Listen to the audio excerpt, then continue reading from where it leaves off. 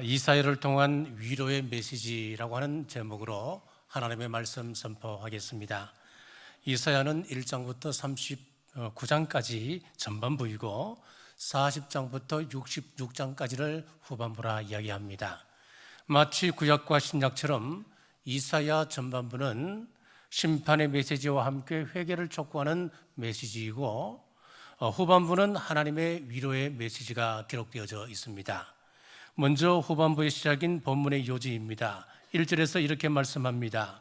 너희의 하나님이 이르시되 너희는 위로하라. 내 백성을 위로하라. 내 백성을 좀 위로하라 합니다.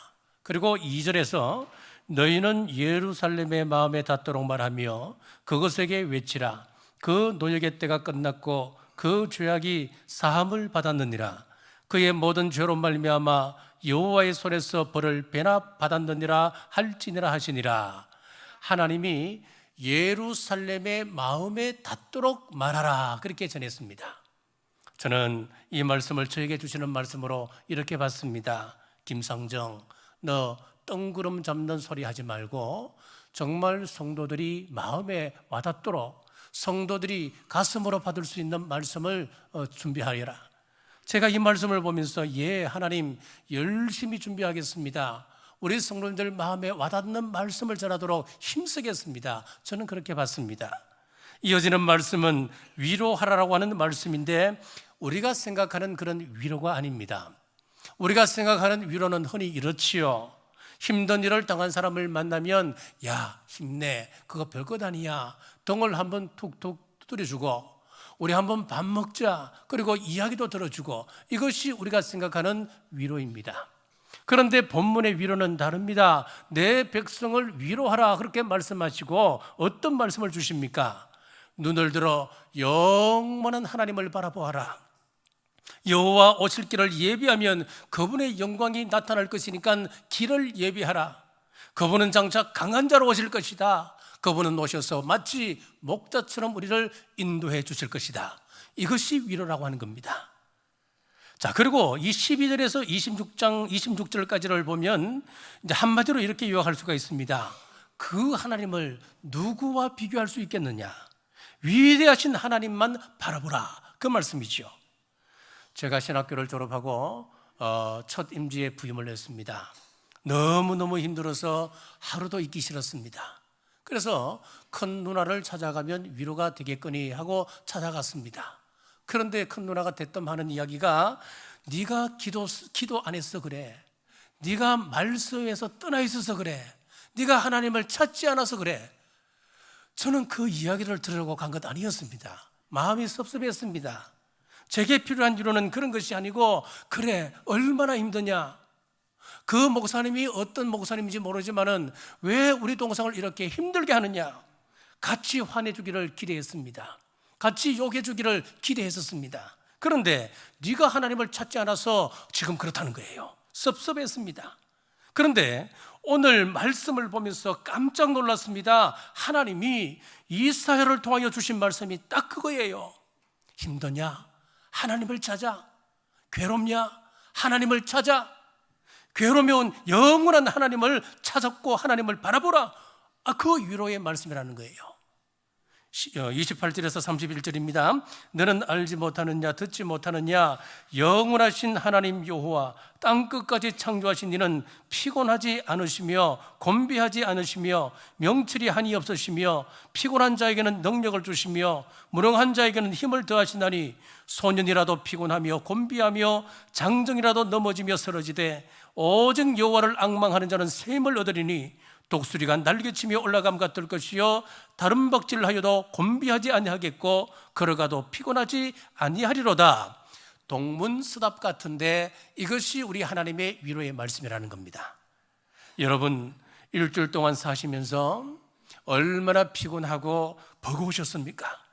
저도 인간적으로 이렇게 위로해 드리고 싶습니다. 피곤하시면 주일 예배 오지 않아도 됩니다. 집에서 좀 쉬시지요. 새벽 기도가 웬 말이에요? 여러분이 새벽 기도 나와서 기도하고 그 다음에 출근하면 그렇게 했어도 여러분 생활이 됩니까? 여러분 생활에 충실하시려면은 그 시간에 좀 더 주무시고 그래 출근하세요. 이 6일 동안 세상에서 치열하게 사셨는데 아니 왜 또 새벽부터 교회 나오셨습니까? 주일 예배 시간 맞추어서 예배 오시고 예배 드리고 난 다음에는 빨리 집으로 가셔서 좀 쉬십시오. 인간적으로는 저도 이렇게 위로해 드리고 싶습니다. 자, 그러나 이것은 하나님의 방법이 아니라고 하는 것입니다. 시편 73편 28절에 보니까 하나님을 가까이 함이 내게 복이라 그랬습니다. 자, 이 말씀 앞에 어떤 말씀이 있는지 한번 보시겠습니다. 27절에 무릇 주를 멀리하는 자는 망하리니 엄려같이 주를 떠난 자를 주께서 다 멸하셨나이다. 성경의 복이라고 하는 것은 단순합니다. 하나님을 가까이 하면 그것이 복이라고 그러고 하나님을 떠나게 되면 망하게 될 것이다. 단순합니다. 자, 시편 1편에서 복 있는 사람은 오직 여호와의 율법을 즐거워하며 그 율법을 주야로 즐거워한다 그랬습니다. 묵상한다 그랬습니다. 이게 하나님의 주시는 위로입니다. 삶이 고달프고 지쳐 있으십니까? 숨을 쉴 수 없을 만큼 큰 고통에 직면하셨습니까? 오늘 말씀을 듣는 중에 큰 위로가 있으시기를 주님의 이름으로 축복합니다. 하나님의 위로의 메시지를 구체적으로 살펴보겠습니다. 첫째, 준비하라 하십니다. 3절입니다.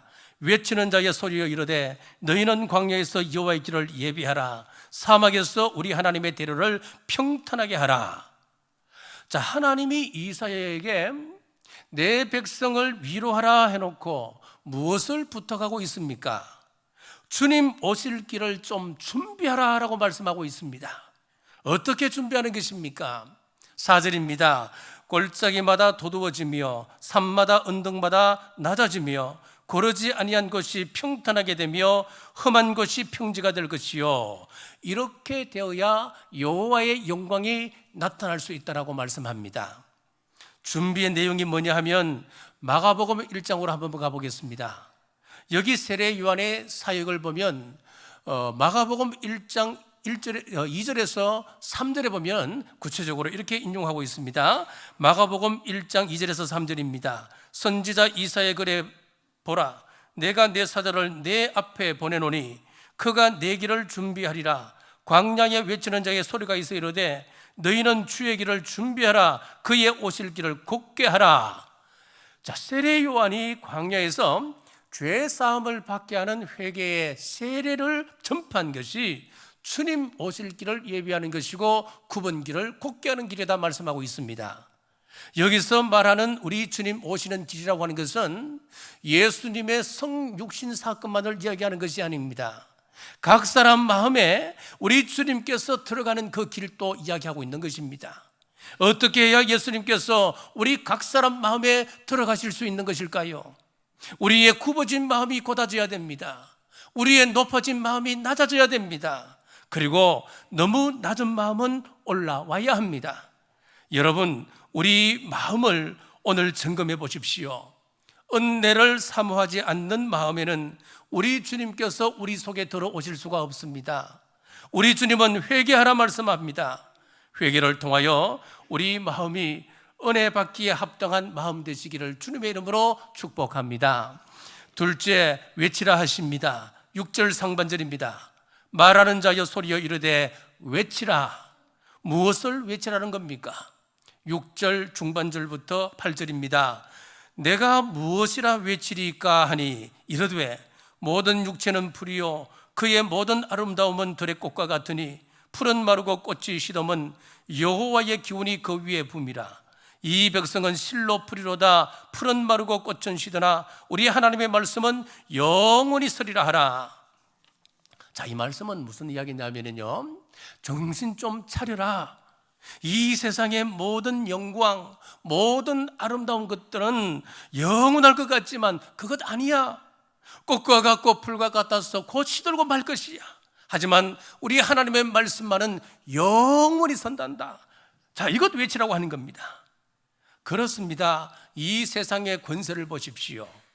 우리나라 대통령들이 감옥에 갈 것이라고 누가 생각했겠습니까? 권력은 영원하지 않다는 이야기입니다. 그렇게 예뻤던 배우들도 나이가 들면 가는 세월 막을 수가 없습니다.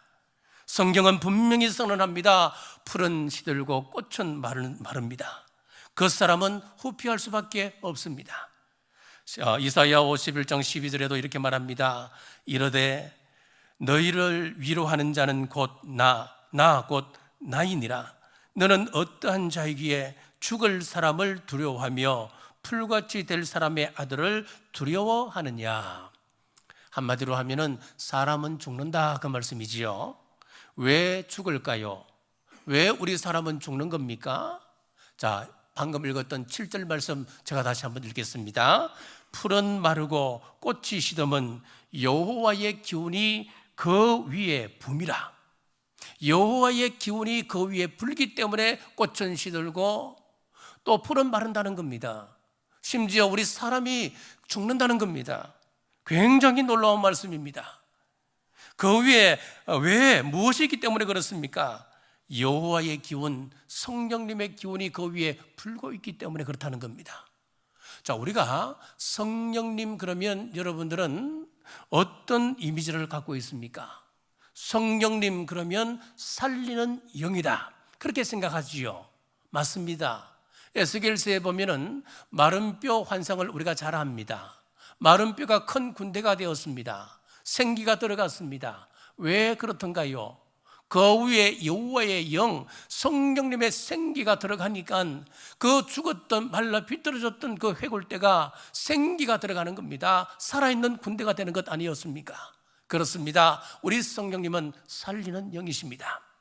자, 그런데 성령님을 살리는 영으로만 이해하고 있다면 성령님을 절반만 이해하고 있는 것입니다. 우리 성령님은 살리시는 일만 하시는 것이 아니라 시들게도 하시고 죽게도 하시는 일을 하십니다. 무엇을 시들게 하십니까? 이 세상의 모든 것, 영원할 것 같은 이 세상의 모든 것들을 성령님의 기운이 불므로 말미암아 그것이 시들게 한다고 이야기합니다. 내가 예수님을 믿고 있지만은 내 속에 여전히 펄펄 살아 움직이는 내 자아, 그리고 정욕과 욕심과 내 속에 있는 교만이 있습니다. 나쁜 고집들이 있습니다. 내 속에 여호와의 기운이 불어와서 내 안에 옛자가 시들거나 죽지 아니하면 하나님의 영광을 볼 수가 없습니다.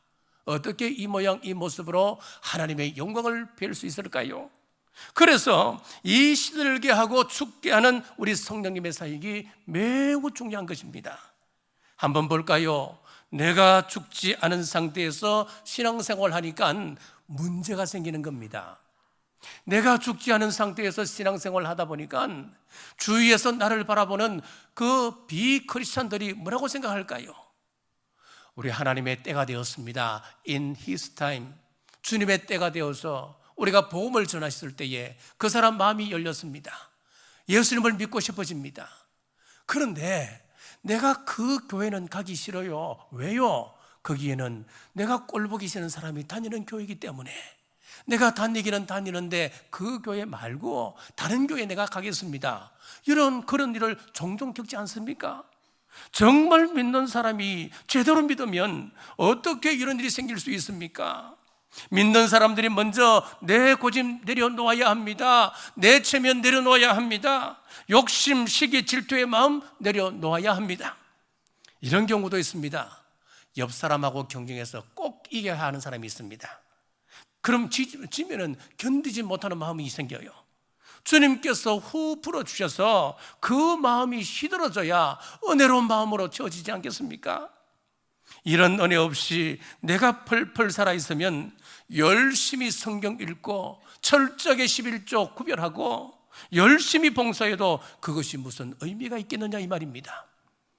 성령님께서 시들게 하는 역사가 우리 가운데 있기를 주님의 이름으로 축복합니다. 자, 이렇게 보니까 죽이는 성령님의 역사가 굉장히 중요하다는 것을 알 수 있습니다. 만약 내 속에 정욕이 펄펄 끓어 넘쳐 흐른다면 어떻게 하겠습니까? 외도하고 싶고 나쁜 곳에 가고 싶습니다. 내 안에 펄펄 끓어오르는 정욕이 살아있으면 우리 주님의 계명이 너무너무 부담스러울 것입니다. 로마서 8장 13절에서 14절입니다. 너희가 육신대로 살면 반드시 죽을 것이로되 영으로서 몸의 행실을 죽이면 살리니 무릇 하나님의 영으로 인도함을 받는 사람은 곧 하나님의 아들이라. 영으로서 몸의 행실을 죽이면 산다 그러고 말씀하고 있고, 그렇게 해야만이 하나님의 아들이라 일컬음을 받을 수 있다는 거예요. 성령님의 바람이 불어오기 전에는 우리 제자들의 그 삶이 어떤 삶이었습니까? 성경에 보면 치맛바람이 나오는데 가장 센 치맛바람이 세베대의 어머니의 치맛바람입니다. 하루는 다른 제자들 몰래 이 세베대의 어머니가 예수님을 찾아갔습니다. 당신의 나라에 임할 때에 한 아들은 우의정에 앉히시고 한 아들은 좌의정에 앉혀주세요. 그런데 이 제자들이 이 모습을 우연히 지켜봅니다. 지켜보고는 그 마음에 분이 가득했다 그렇게 여기겠습니다. 아니, 이 제자 공동체가 무슨 은혜의 공동체입니까? 여기에 무슨 사랑의 공동체가 이어질 수 있겠습니까? 그런데 사도행전 2장에서 오순절날 마가 다락방에 성령님의 바람이 불어왔습니다. 제자들이 성령 충만한 다음에 어떤 일이 벌어졌습니까? 사도행전 2장 14절입니다. 베드로가 11사도와 함께 서서 소리를 높여 이르되 유대인들과 예루살렘에 사는 모든 사람들아, 이 일을 너희로 알게 할 것이니 내 말에 귀를 기울이라. 누가 설교하고 있습니까? 베드로가 대표로 그 자리에서 설교하고 있었습니다. 그러니까 다른 제자들이 평소 같았으면 어떻게 했습니까? 야, 베드로 쟤는 왜 저러냐? 왜 쟤 또 튀는 행동하고 말이야, 꼭 나서고 싶어 하고 말이야, 쟤 왜 저러냐 또? 그랬을 거 아니에요. 그런데 성령님의 바람이 불어오고 난 이후에 다른 11사도들의 모습이 달라졌습니다. 어떻게 달라졌습니까? 그 누구도 미워하는 마음이 없었습니다. 시기하거나 질투하거나 원망하지 않았습니다. 분한 마음이 사라졌습니다. 제자들 모두 한 자리에 서 있었다 그렇게 말씀하고 있습니다. 이것이 놀라운 우리 성령님의 역사입니다.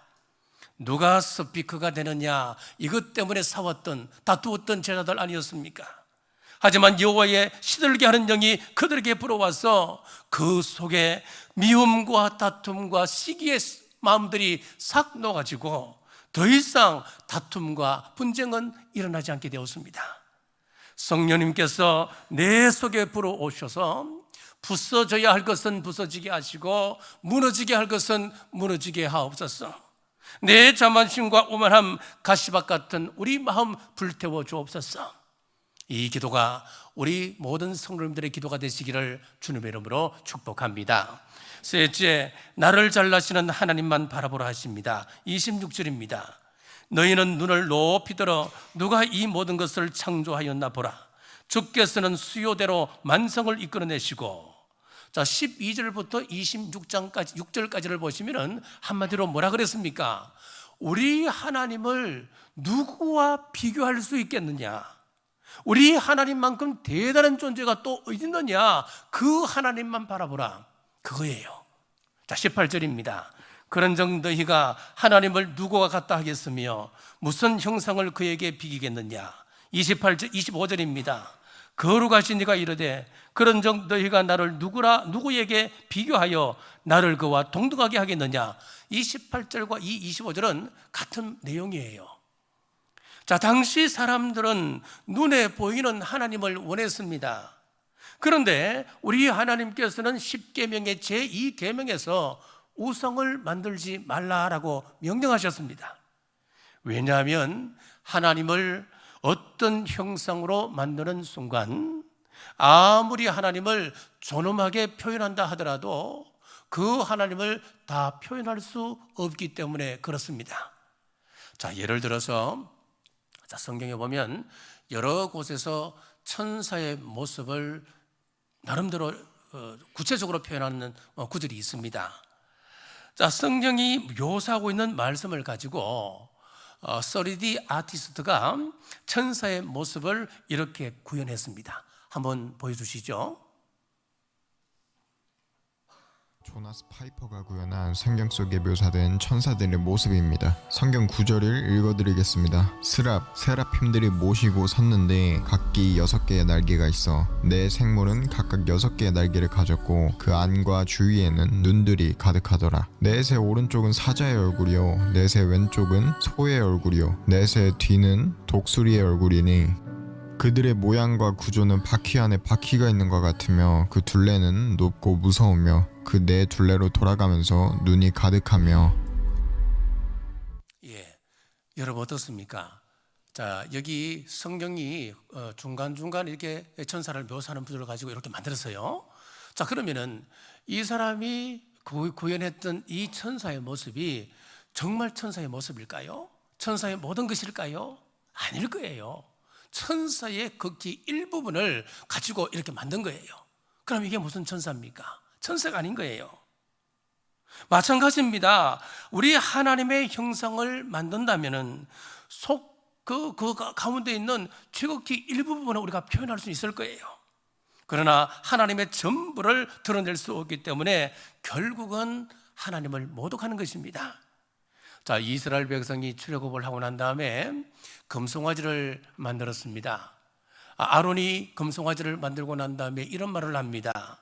너희들을 애굽에서 인도하여 낸 하나님이다. 보라. 그렇게 이야기했어요. 지금 아론이 어떤 사람입니까? 모세와 함께 이스라엘 백성들을 이끌었던 지도자 아니었습니까?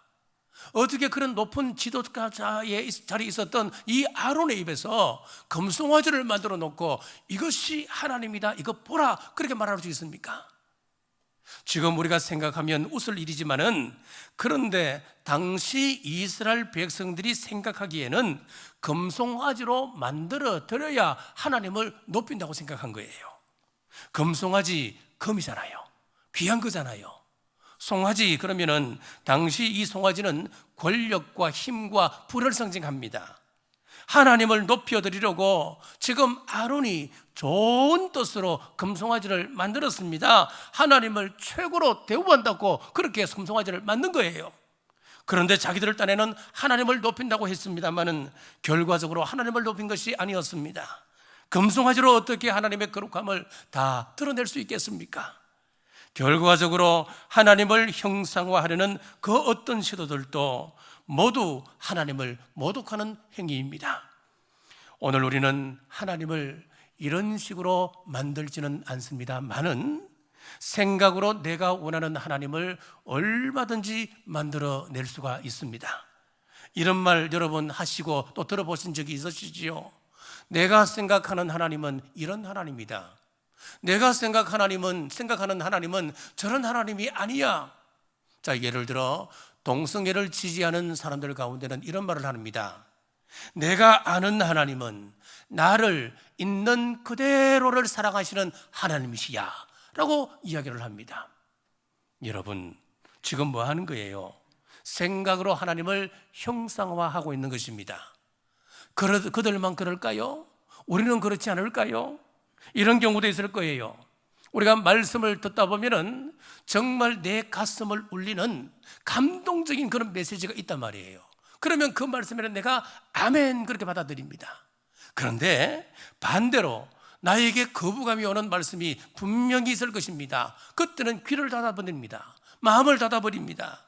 내가 좋아하는 말씀은 받아들이고 내가 듣기 거북한 말씀은 거부하는 순간 여러분은 어떤 특정한 형상의 하나님을 만들어내고 있는 겁니다. 저도 그렇습니다. 죄에 대하여 진노하시는 하나님은 별로 안 좋습니다. 하지만 나를 사랑하시는 하나님, 나를 이해해 주시는 하나님, 나의 작은 신음에도 응답해 주시는 그 하나님은 저는 너무너무 사랑합니다. 자, 그러나 이렇게 하나님의 말씀을 내 기준으로 선택하여 받는다면 내가 하나님의 형상을 만드는 것과 다를 바가 없다고 하는 것입니다. 우리 하나님을 그 누구하고도 비교하지 말고 말씀 그대로의 하나님만을 바라보시기를 주님의 이름으로 축복합니다. 말씀을 맺겠습니다. 도탄에 빠진 백성들에게 주시는 위로의 메시지는 이것입니다. 우리가 주님의 마음, 우리가 주님을 마음에 모시려면은 교만한 마음, 왜곡된 마음이 고다져야 합니다. 회개를 통하여 은혜 받기에 합당한 마음 되시기를 바랍니다. 성령님의 바람에 풀은 마르고 꽃이 시들듯이 성령님의 역사로 우리의 교만, 질투하는 마음들 여러분 녹아지시기를, 시들어지기를 원합니다. 그리고 하나님만 바라보십시오. 이 말씀은 마음에 들고 저 말씀은 마음에 들지 않아 싫어라고 마음에 우상을 만들지 마십시오. 말씀에 있는 그대로의 하나님을 바라보십시오.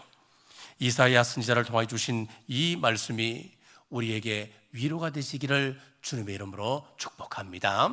기도하겠습니다. 오늘 또 말씀하시는 하나님 감사합니다. 우리가 세상의 위로가 아니라 하나님의 위로를 받기를 원합니다. 세상이 줄 수도 없고 알 수도 없는 놀라운 하나님의 영광을 보기를 원합니다.